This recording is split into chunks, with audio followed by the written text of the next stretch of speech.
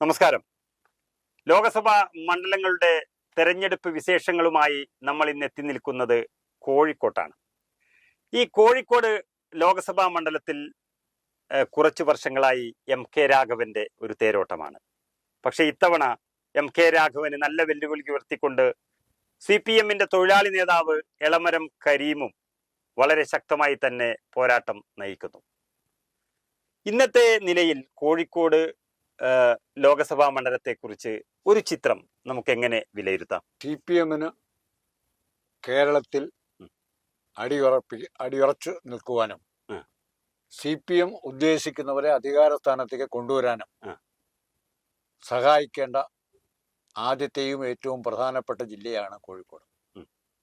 കോഴിക്കോടിന്റെ സാമുദായിക രാഷ്ട്രീയ ചേരുവകൾ ഇത്രയും നാൾ CPM സമർത്ഥമായി ഉപയോഗിച്ചുകൊണ്ടിരുന്നു.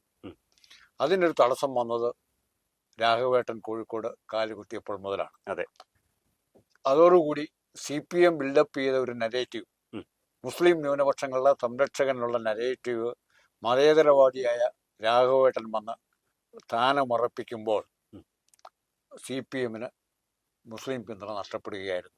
വീണ്ടും തിരിച്ചെടുക്കാനുള്ള എല്ലാ കുതന്ത്രങ്ങളും CPM ഇപ്പോഴും പയറ്റിക്കൊണ്ടിരിക്കുന്നു.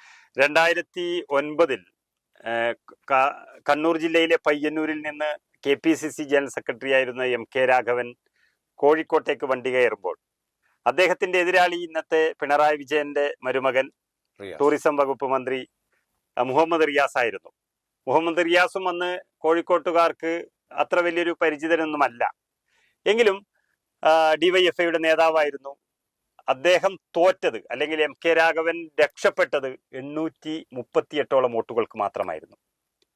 അത് CPM-ന് അന്ന് വലിയ ഒരു പ്രത്യാഘാതം ഉണ്ടാക്കിയെങ്കിലും ക്രമേണ അവർ അത് തിരിച്ചു പിടിക്കാമെന്ന വലിയൊരു വിശ്വാസത്തിലുമായിരുന്നു. പക്ഷേ 2014 MK രാഘവൻ വീണ്ടും മത്സരത്തിനെത്തുന്നു, എതിരാളി മാറുന്നു. അപ്പോഴും വിജയിക്കാമെന്നൊരു പ്രതീക്ഷ CPM-ന് വരുന്നു. പക്ഷേ 16,000ഓളം വോട്ടുകൾക്ക് MK രാഘവൻ വിജയിക്കുന്നു. അപ്പോഴും MK രാഘവൻ ഒന്ന് ഇരുത്തം വന്നു എന്ന് തോന്നി. പിന്നീട് 2019 എത്തുമ്പോൾ MK രാഘവൻ 85,000ഓളം വോട്ടുകൾക്ക് വിജയിക്കുന്നു. ഇങ്ങനെ ക്രമേണ കോഴിക്കോടിന്റെ ഹൃദയവും മനവും കവർന്ന് MK രാഘവൻ എന്ന കോൺഗ്രസ് നേതാവ് കോഴിക്കോട്ടുകാരുടെ രാഘവേട്ടനായി മാറിയതോടെ ഇനി ആര് അദ്ദേഹത്തെ പിടിച്ചുകെട്ടാൻ എന്നുള്ള വലിയൊരു ചിന്ത, അല്ലെങ്കിൽ വലിയൊരു അന്വേഷണം CPM-ന്റെ ഭാഗത്ത് നിന്ന് ഉണ്ടായിരുന്നു. അതിന്റെ ഉത്തരമാണവർ എളമരം കരീം എന്ന ഒരു പേരിലേക്ക് എത്തിച്ചേർന്നത്. ഈ അടുത്ത മാസം രാജ്യസഭ MP എന്നുള്ള നിലയിൽ കാലാവധി തികയ്ക്കുന്ന എളമരം കരീം വീണ്ടും ലോകസഭാ MP ആകാൻ തയ്യാറെടുക്കുമ്പോൾ MK രാഘവന് മുമ്പിൽ അദ്ദേഹം എത്രത്തോളം വിയർക്കും എന്നുള്ളത് നമ്മൾ പരിശോധിക്കേണ്ടിയിരിക്കുന്നു. CPM-ന് കോഴിക്കോട് ജില്ലയിൽ അതുപോലെ തന്നെ മലപ്പുറത്തും വളരുവാനുള്ള മാർഗങ്ങളായിട്ട് സ്വീകരിച്ചിരിക്കുന്നത് മുസ്ലിം സമുദായത്തിലെ ബിസിനസ് ലോബിയെ, അതിസമ്പന്നരെ തങ്ങളോടൊപ്പം CPM-നോടൊപ്പം നിർത്തിക്കൊണ്ട്, അല്ലെ കൂടത്തിൽ നിർത്തിക്കൊണ്ടാണ് ഈ ഇത് നടക്കുന്നത്. രാഷ്ട്രീയ പ്രവർത്തനം എന്ന് പറഞ്ഞത് കോഴിക്കോട് CPM-ന്റെ വളർച്ചയ്ക്ക് വേണ്ടി ഒരു രാഷ്ട്രീയ പ്രവർത്തനം നടത്തിയിട്ടില്ല. അവർ നടത്തിയ ഏറ്റവും പ്രധാനപ്പെട്ട കാര്യം ഒന്ന് ബീഫ് ഫെസ്റ്റിവലാണ്. ബീഫ് ഫെസ്റ്റിവൽ നടത്തേണ്ടിയിരുന്നത് മധ്യപ്രദേശിലും ഹരിയാനയിലുമാണ്. കാരണം ഇവിടെ യാതൊരു പ്രശ്നവുമില്ല. ഞങ്ങളാണ് നിങ്ങൾക്ക് ഇവിടെ പ്രശ്നമില്ല. പക്ഷെ ഈ പ്രശ്നമില്ലാത്ത ഇവിടെ ബീഫ് ഫെസ്റ്റിവൽ നടത്തുകയും ഹരിയാനയിലും മധ്യപ്രദേശിലും അനങ്ങാതിരിക്കുകയും ചെയ്ത് കുറച്ച് മുസ്ലിങ്ങളെ പറ്റിക്കാൻ, പാവപ്പെട്ട മുസ്ലിങ്ങളെ പറ്റിക്കാൻ CPM വിജയിച്ചു. അതുപോലെ തന്നെ VKC മുഹമ്മദ് കോയ തുടങ്ങിയ വമ്പന്മാരെ, അൻവറും ജലീലും എല്ലാം സാമ്പത്തിക സ്രോതസ്സുള്ള മുസ്ലിം നേതാക്കളെയും കൂടെ എത്തിച്ചിട്ടാണ് കോഴിക്കോട്ട് രാഷ്ട്രീയ പരീക്ഷണം എന്ന് പറയാൻ പറ്റിയില്ല, സാമുദായിക പരീക്ഷണത്തിന് CPM ഇപ്പോൾ തയ്യാറായിരിക്കും. ഇന്നിപ്പോൾ കൊടുവള്ളി എന്ന ഒരു മുസ്ലിം ലീഗിന്റെ മണ്ഡലം, MK മുനീറിന്റെ മണ്ഡലം മാത്രം ചെറിയ ഭൂരിപക്ഷത്തിൽ വിജയിച്ചതല്ലാതെ ബാക്കി വരുന്ന 6 നിയോജക മണ്ഡലങ്ങളും നല്ല ഭൂരിപക്ഷത്തിൽ CPM വിജയിച്ചിരിക്കുന്നു. പക്ഷേ MK രാഘവനോട് മത്സരിക്കുമ്പോൾ അവർക്കൊരു മനോധൈര്യം തികയുന്നില്ല. അതിന്റെ ഘടകങ്ങൾ എന്തൊക്കെയാണ് നമുക്ക് കോഴിക്കോട് കാണാൻ കഴിയുന്നത്? കോഴിക്കോട് ഏറ്റവും പ്രബല ശക്തി കോൺഗ്രസും അതിനോടൊപ്പം തന്നെ മുസ്ലിം ലീഗും ഉണ്ട്. ഈ രണ്ട് കൂട്ടരും തമ്മിലുള്ള യോജിപ്പിന്റെ കുറവുകൾ, അല്ലെ വിയോജിപ്പിന്റെ ചില ലക്ഷണങ്ങൾ പരസ്പരം തോൽപ്പിക്കുന്നതിൽ വരെ കാര്യങ്ങൾ എത്തി നിൽക്കുന്നു. അവർക്ക് മുസ്ലിം ലീഗിന് സ്വീകാര്യമല്ലാത്ത കോൺഗ്രസ് സ്ഥാനാർത്ഥി വരികയോ കോൺഗ്രസിന് സ്വീകാര്യമല്ലാത്ത മുസ്ലിം ലീഗിന്റെ സ്ഥാനാർത്ഥിയോ വരുമ്പോൾ ഈ അക്രമ പ്രവർത്തനങ്ങൾ അല്ലെങ്കിൽ ഈ കാലുവാരലുകൾ ഉണ്ടായിരുന്നു. രാഘവേട്ടനെ പക്ഷേ ഇതിനെ ഭയങ്കരമായി മറികടക്കാൻ, ഈ വിയോജിപ്പുകളെ തന്റെ വ്യക്തിത്വം കൊണ്ട് തന്നെ മറികടക്കാൻ കഴിഞ്ഞതാണ് രാഘവേട്ടൻ. അതുകൊണ്ടാണ് മാർക്സിസ്റ്റ് പാർട്ടിയുടെ പല കുതന്ത്രങ്ങളും പാർലമെന്റ് ഇലക്ഷൻ വരുമ്പോൾ പരാജയപ്പെടുന്നത്. അത് എ പ്രദീപ് കുമാറിനെ പോലെയുള്ള കോഴിക്കോടിന്റെ എല്ലാ ഊരും ചൂരും ഏറ്റുവാങ്ങിയ ഒരു നേതാവ്, പതിറ്റാണ്ടുകളോളം MLA ആയിട്ടുണ്ടായിരുന്ന ഒരു നേതാവ് മത്സരിച്ച് 85,000-ലേറെ വോട്ടുകൾക്ക് തോൽക്കുന്നു MK രാഘവനോട്. അങ്ങനെയുള്ള ഒരു സ്ഥലത്ത് എളമരം കരീമിന് എത്രത്തോളം സ്വാധീനമുണ്ടാക്കാൻ കഴിയും എന്നുള്ളത് കാണേണ്ടിയിരിക്കുന്നു. കാരണം എളമരം കരീമിനും പാർട്ടിക്കുള്ളിൽ തന്നെ ഒരുപാട് എതിർപ്പുകൾ ഉണ്ട്. അദ്ദേഹത്തിന്റെ രാഷ്ട്രീയം ചില ബിസിനസ് രാഷ്ട്രീയത്തിലേക്ക് കടന്നുവോ എന്നൊരു സംശയം പ്രകടിപ്പിക്കുന്നവരുമുണ്ട്. എളമരം കരീമിന്റെ ചരിത്രം വേണമെങ്കിൽ നമുക്ക് 1967 ശങ്കരൻ നമ്പൂതിരിപ്പാടുണ്ടാക്കിയ സപ്തകക്ഷി മുന്നണിയുടെ ചരിത്രത്തിൽ തുടങ്ങാം. അന്നും കോഴിക്കോട് വളരെ സീനിയറായ മാർക്സിസ്റ്റ് നേതാവ് അല്ലെ മുസ്ലിം മന്ത്രി ഉണ്ടായിരുന്നു, ഇമ്പച്ചി ബാവ. EMS മന്ത്രിസഭയിൽ അഴിമതി ആരോപണങ്ങൾ ഉണ്ടാകുമ്പോൾ പ്രധാനപ്പെട്ട പല അഴിമതി ആരോപണങ്ങളും തിരിഞ്ഞു നിന്നത് ഇമ്പച്ചി ബാവയുടെ നറുക്കാണ്.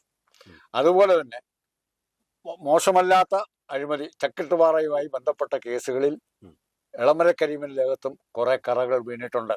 ആ കറകൾ കഴുകിക്കഴിഞ്ഞില്ല. മാത്രമല്ല അതിനോടൊപ്പം തന്നെ അൻവർ തുടങ്ങിയ ആൾക്കാരെ ഈ ചേരിയിലേക്ക് കൊണ്ടുവരികയും ചെയ്തു. അപ്പൊ തികച്ചും സാമുദായികമായി ഇപ്പം മദനിയെ കൂട്ടുപിടിക്കുന്നതിനൊക്കെ അർത്ഥം സാമുദായികമായ ഒരു അടിത്തറയിലല്ലാതെ കോഴിക്കോട് ഒന്നും ചെയ്യാൻ പറ്റില്ല എന്ന് മനസ്സിലാക്കൽ മാർക്സിസ്റ്റ് പാർട്ടിക്ക് ഉണ്ടായിരിക്കും. അതെ, മാർക്സിസ്റ്റ് പാർട്ടി ഇത്തരം ഒരു വർഗീയ ധ്രുവീകരണം നടത്തി തന്നെയാണ് വിജയിക്കേണ്ടത് എന്ന് തെരഞ്ഞെടുത്തിരിക്കുന്ന ഒരു മണ്ഡലം കൂടിയായിരിക്കാം ഒരു പക്ഷേ കോഴിക്കോട്.